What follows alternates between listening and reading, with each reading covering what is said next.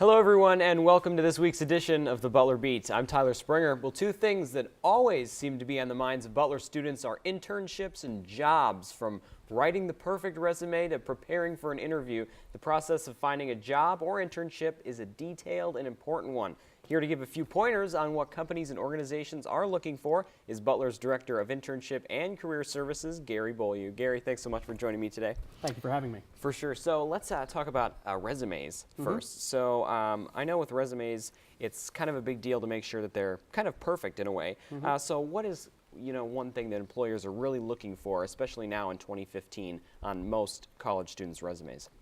They really are looking for skills that pertain directly to the job or the internship that a student's applying for. So they're really looking for things that might be either career related or those that might be not necessarily in that same career but be related in some way. So they're really looking for those skills is what they're looking for. So students really have to concentrate more on what skills they have gained through the employment that they've had or the volunteer experiences they've had, rather than necessarily the job duties that they performed at a position. So kind of more the specific, the better it is. Definitely, absolutely.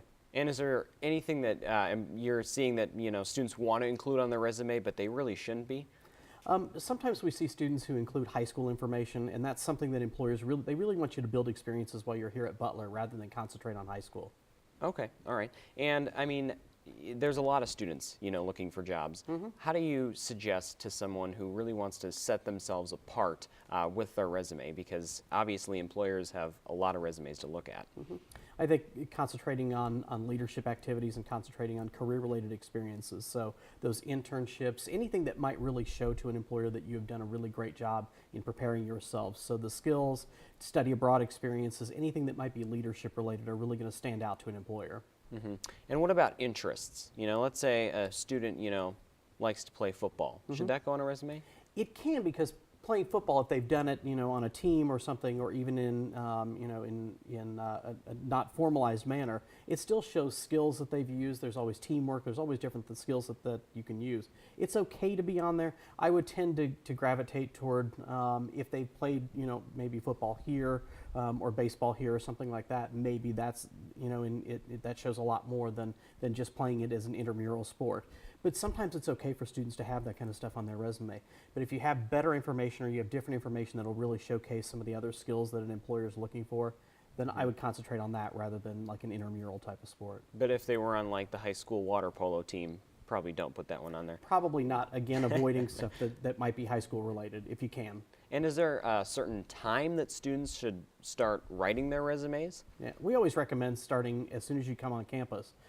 Because once you learn the format of how to do a resume and how to highlight things to an employer, then it's easy to duplicate and add information to it and take off some of the older information. So we do it as early as possible so that you understand the basics of how to put it together.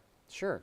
And I know another thing that students get a little hyped up about besides the resumes is the interviewing, going into a job interview. How do you suggest students prepare for one of these things? Well, really, I think doing your homework on the company, doing homework on the types of questions. There's great websites out there that'll tell you some of the questions that the employer might be able to, might be asking during that interview. But above all, it comes down to practicing. It comes down to making sure that you know the questions that they're going to ask and how to answer those questions. So we always recommend students do a mock interview in our office. It costs an hour's worth of your time. It's not a huge commitment. Students come in, they are dressed as if they were going to a regular interview because we want to make sure that people are dressed appropriately. You give us a job description and bring your resume with you, and we'll fire interview questions at you for 15 or 20 minutes, and we record it. So we'll record it so students can actually, when we view it together, we'll show them some of the things that they said really well, some of the things that if they'd have said it just a little bit differently, it would have made more sense to an employer. Oh, that's awesome. Really good experiences. And do those cost anything? Nope, everything's free of charge. All of our services are free to students and alumni. Cool. And so, they don't obviously get the questions ahead of time when you're going into an interview. Do you suggest that it's kind of like a speech? Should we be memorizing our answers word for word if we find some questions we know they're going to ask, or should we just kind of have more general ideas? Certainly not. I don't think you should memorize things. It's good to have some pointers in mind or some things that you want to bring out in the interview that will come up that you know are going to come up, for example, like teamwork or something like that. So having examples. Interviewing, the best interviewers are able to provide examples. So doing that, I would never want to be so rehearsed that it sounds fake in the interview. But being prepared for it is another thing. I think being prepared for the types of questions that you might get asked is really what you want to do. And a phrase we hear a lot is be yourself. But from your perspective, does this still hold true in a professional setting, in a job interview? It's be yourself, but with the caveat of making sure that you're professional. Being a young professional is what you want to be. But be yourself. They want to see some of the person that they're hiring. They want to see your humor. They want to see, as long as it's appropriate and it's delivered at an appropriate time. So it's really about just being a young professional, but also showing some of your personality. That's who they want to hire. And then again, in the job interviews, is there anything that you should probably stay away from saying besides something like, I got fired from my last job? Anything that's, a lot of times we try to avoid things that are negative. So maybe something didn't work out, a class project didn't work out the way you had hoped. So avoiding things that might be negative, but it's also, if you do say something negative, turn it into a positive by telling the employer what you learned from the experience. Tell them what you would do differently. So it's taking those negatives and turning them into a positive that you really want to concentrate on. And I know a lot of the employers are always asking, well, what are your weaknesses? There's the strengths, but also the weaknesses. Yep. I mean, what do you say to that? Do you just say, I don't have any weaknesses? I would never say that. I would concentrate on one weakness. So the biggest thing with weaknesses is, again, turning it into a positive. Telling them what you have done to work on something. Tell them what you have done to change that. So if you say that your weakness is public speaking, it's telling them what you've done to work on that. So I've been able to, I've been doing some speeches in my class. I joined a club on campus where I have to give speeches. It's what you've done to change that is the really important thing. We always tell students to pick something, when you talk about a weakness, pick something that you've actually done some work on to change. So that way it shows to the employer that you're willing to work on that. But at the same time, you have to avoid things that they are looking for. So for example, if they're looking for punctuality, right. You don't want to tell an employer that I'm not on time very often, but I've done some things to work on it. You really want to concentrate on those things that maybe you've really done something to work on. Sure. And I know a lot of employers are checking social media now before you even get to the interview. Sure. So what do you say to college kids? What should they be thinking when they're posting online? You said the key phrase is thinking. The Yeah. key word is thinking. Think about who might see this and who might look at this. All the way, I tell students all the time, if you're posting something on social media that your parents wouldn't want you to be seen, or maybe your grandparents wouldn't want to be seen, then you probably shouldn't be posting it. And additionally, people have to look beyond just what they're posting, but it's what their friends are posting that are connected to them in posts. So avoiding those kinds of things. Think about being a young professional and think about how do I really want this employer to see this kind of information about me, because employers are searching for everything.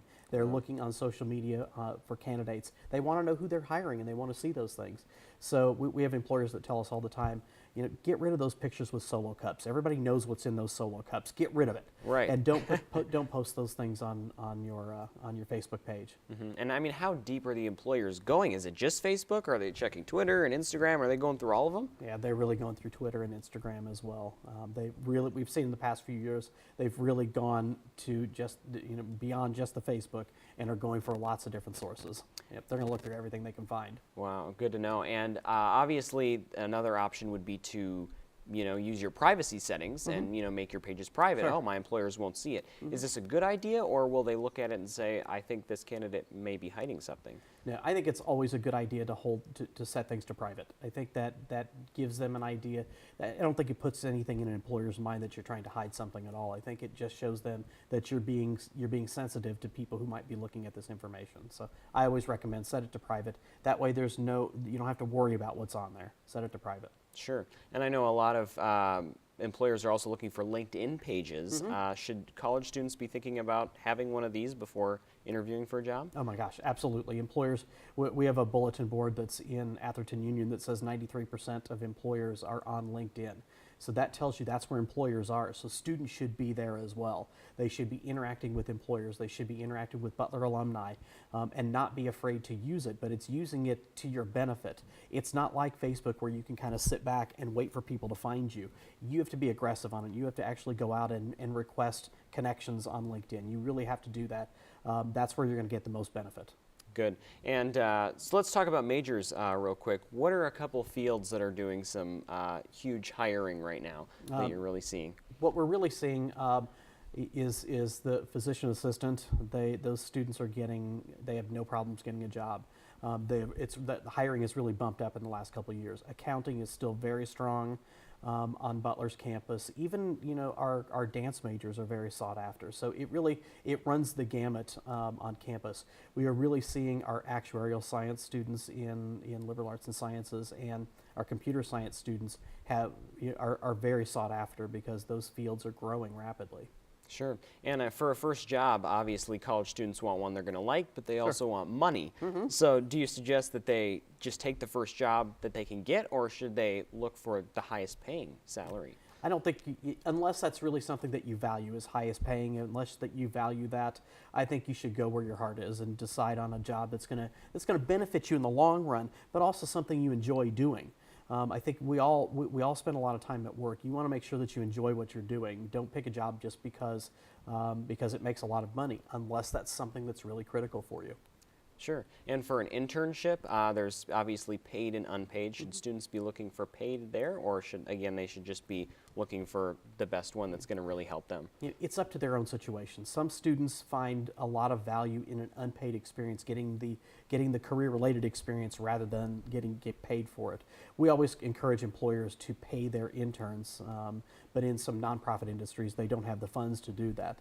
Those are still worthwhile experiences, but it's really up to the student. If the student really needs an internship that is paid, needs an internship that's paid in order to pay for school or to pay for some of their expenses, then we can certainly help them find those opportunities as well. Oh, They're sure. out there on both unpaid and paid. And do you find a lot of places giving